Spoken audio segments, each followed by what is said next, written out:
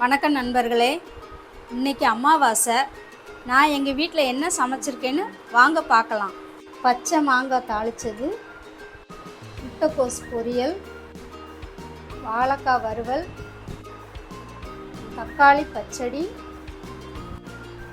வடை, சூடான சாதம், அப்பளம், மாங்காய் போட்டு வச்ச சாம்பார், பச்சை சுண்டக்காய் வத்த குழம்பு, கெட்டி தயிர், ஜவ்வரிசி பாயசம்,